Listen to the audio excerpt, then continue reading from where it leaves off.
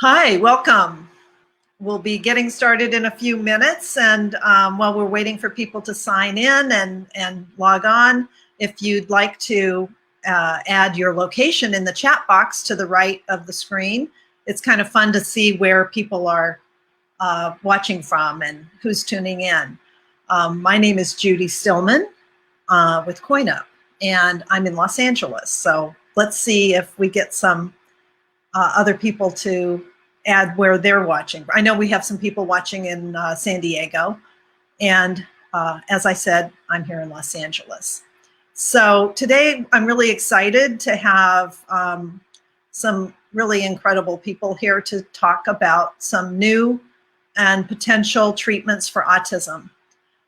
It's something that, you know, I'm really interested in. I know so many of you and more people are being affected from this condition, and we're going to get some more information about it. Before we get started with that, though, I would like to share a short video about CoinUp.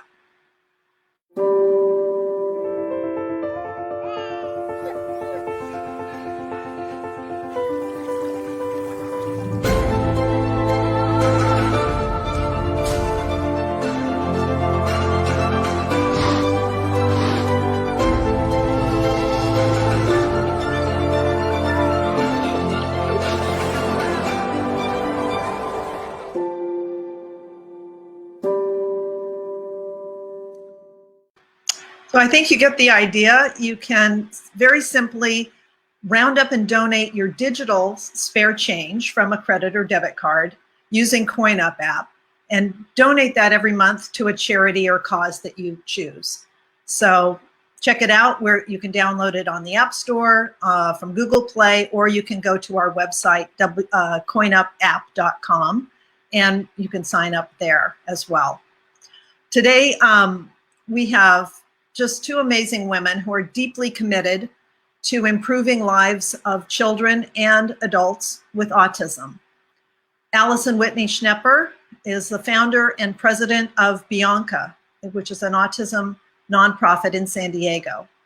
And we also have Paulette Britton, who is the founder of Autism Legacy Fund, and she's also in San Diego. And I'm proud to say as well that Paulette is a CoinUp team member. We're so lucky to have her, and we're really honored to have both of you here today. Welcome.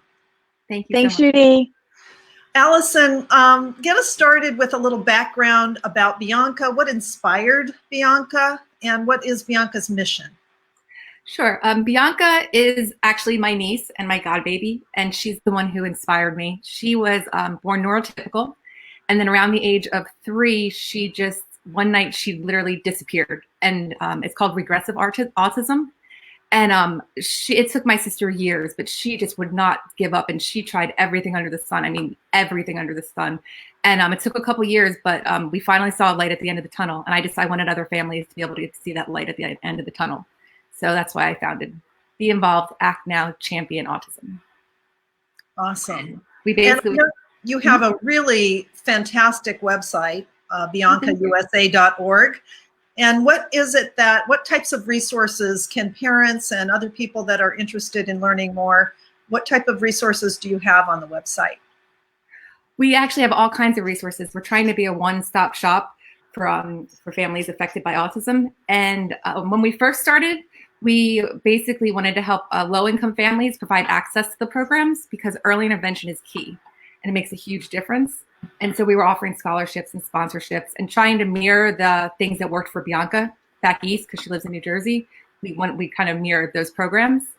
And then I found out that 40% of people in the autism spectrum are nonverbal. And Bianca was nonverbal for a while, but luckily she found her voice. And so we launched a program called Bianca Reacts. That's our signature program that helps give nonverbal children with autism, helps give them a voice. And we teach parents how to facilitate communication.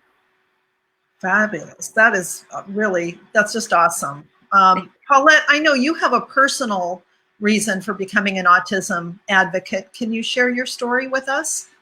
Sure. So I didn't ever plan that this would be my job, but it is a job of the heart. Wanted to this fabulous career and everything like everybody else, and got married, and had a daughter, and she's awesome. She just graduated last weekend from college, and then 3 years later we had our son, and he was perfect in every way. And then at a certain age he began to lose some skills, and then by the time he was 2.5, he was diagnosed with full-blown regressive autism. And as a mom, that's what you do. And so I've spent the last 16 and a half years trying to recover him. And that's how I got started down this road. And your nonprofit, Autism Legacy Fund, what is that about? What do you hope to accomplish with that fund? Sure. So I met Allison. She was actually one of my Coin Up clients, and I met her through that process. And then one of the things that I do is I have an interest in the science of autism, and so I follow the science. And it is so dreadfully underfunded, and there's a couple of really great research projects out there, and I'm like, we have got to get people's attention because this can really help kids. And so instead of starting my own nonprofit, I approached Allison and I said, hey, part of your mission statement has a research and treatment leg to it. Is anybody driving that part of your mission statement? She said no. And I basically asked her to adopt me and the Autism Legacy Fund into their nonprofit. And so we say that the Autism Legacy Fund is powered by B.I.A.N.C.A. And we have their nonprofit coverage because we have a like mission statement. Awesome. And are there so let's jump ahead now to get to the meat of this, because really we'd like to hear about some of the new research that is taking place, we want to ask two questions. A, what is taking place? Is it affected by COVID-19, by this whole disruption that we're all experiencing? Anyway, what can you tell us about some promising therapies that are out there? Okay, well, first of all, right in our backyard, Allison and I are both in San Diego County. So right in our backyard, we have UCSD and Dr. Bob Navio, who's a mitochondrial research specialist. So he looks at things at a deep cellular level, and he asked the question, why can we not find basically the root cause of this? And so he believes that if there's a unifying theory as to what causes it, then we can make headway in research. And so he believes he has finished his first clinical trial. There were only a handful of kids in the study. 5 got the treatment, 5 got placebo, and all 5 kids improved. They only got 1 treatment, and it lasted 6 weeks. 2 of the kids in that study were nonverbal, and they became verbal 1 week after 1 treatment, which, if you know anything about autism, know that is unheard of. That just doesn't happen. The other thing is and the second round of clinical trials are coming in spring of 2020. And apparently that hasn't been affected by the COVID-19. We thought that it had pushed it back, but in fact, that is the pace that the clinical trial is on. So that's exciting. They're not going to have to change much. Also, Dr. Adams out of the Arizona State, he studies the gut microbiome and it's how it affects the brain. And he also did a study using microbiota transfer. And so basically that's using a healthy gut microbiome. It's fecal matter, basically, sanitized and so forth. And they recolonized the gut, and they found out that overall in his study, there was a 50% reduction in the autism for the people in that study. So we're in this 5-year window right now where there are some really great things happening for the world of autism. In fact, the first of its kind in the history of the 70 years of known autism. So it's exciting times. That's fantastic. That is really, that is exciting. It gives me kind of goosebumps to hear you talk about it. Is there anywhere that, is anything being written about it? Is there any place that, I know we have, a short amount of time here. If somebody wanted to learn more about that, is there someplace they can find that? Sure. Sure. If you just typed in UCSD Autism Navio, and that's Naviaux, his website would pop up. If you type in Adams Autism Arizona, that will pop up. So those are easy Google searches Okay. to work with. Yeah. Well, we'll be sure to put those actually in the comments that go Okay. with this video, because I think, wow, if somebody heard that, they'd be like, oh, tell me more. I want to know all about it. Right. Allison, what are there some, just positive and stories that, are inspiring you with the work that you're doing and that B.I.A.N.C.A is doing that is helping children with autism?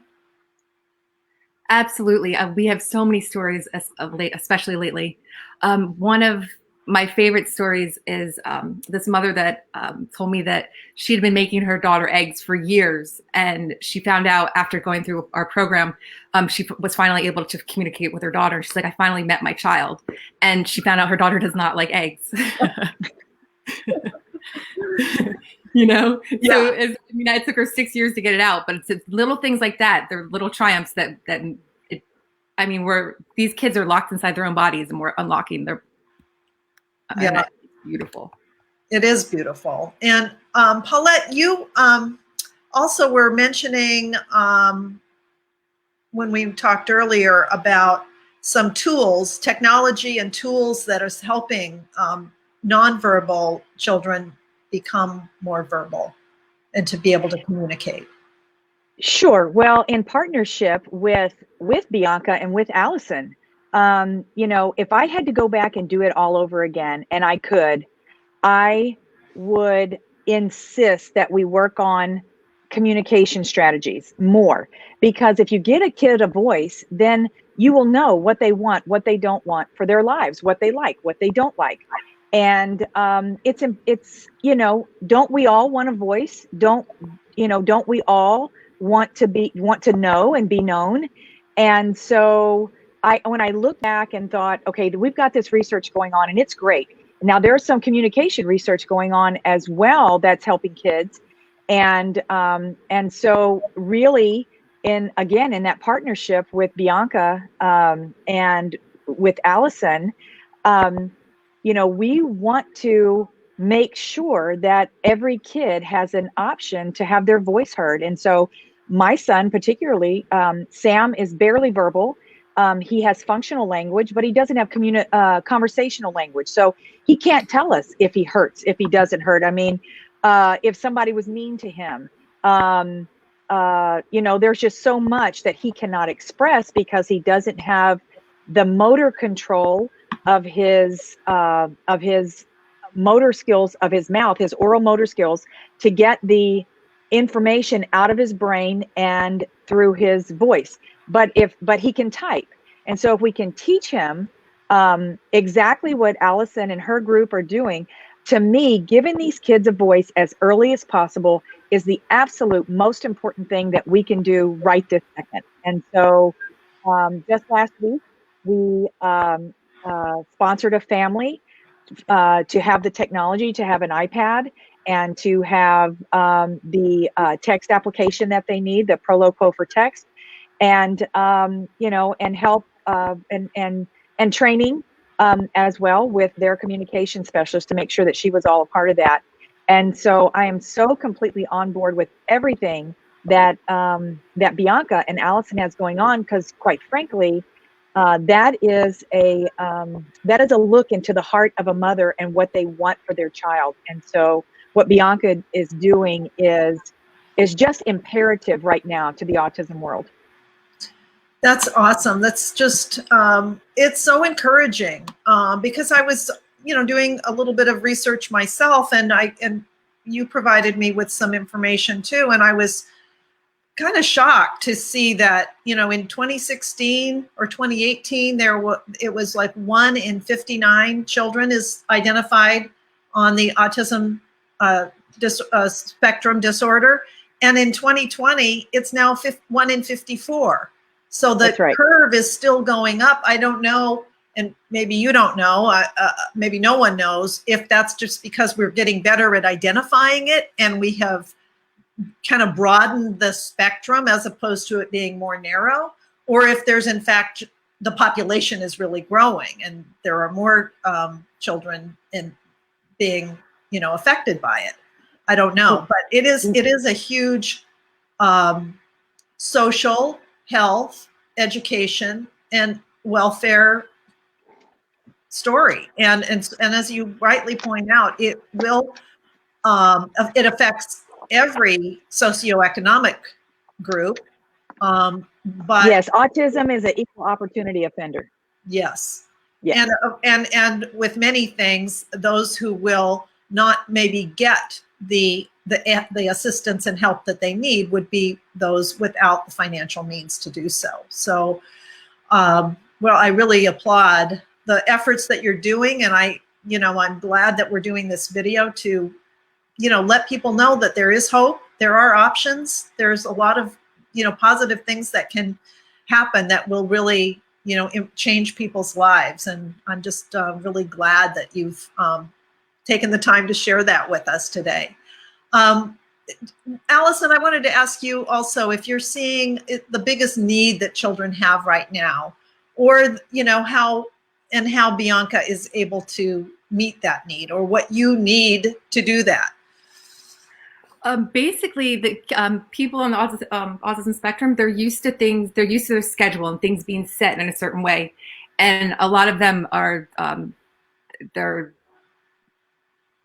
lives have been turned upside down. They can't communicate what's wrong or what they need help with. And it's, we need to finish opening up so that their therapists and their people that assist them can come back and help them. Great. Well, I think that we have just about run out of our time, but I did wanted to ask people to please enter any questions that you have. You can put them in comments along with this. You can put it in the chat box if we don't have time to answer it today. We can, certainly answer them in comments on Facebook. And there is a link above in the caption if you would like to support B.I.A.N.C.A, you can round up and donate your digital spare change to B.I.A.N.C.A and Autism Legacy Fund. And if you do choose to do that, if you're a new Coin Up donor, Coin Up will also donate an additional $10 for every new donor who signs up before the end of the month.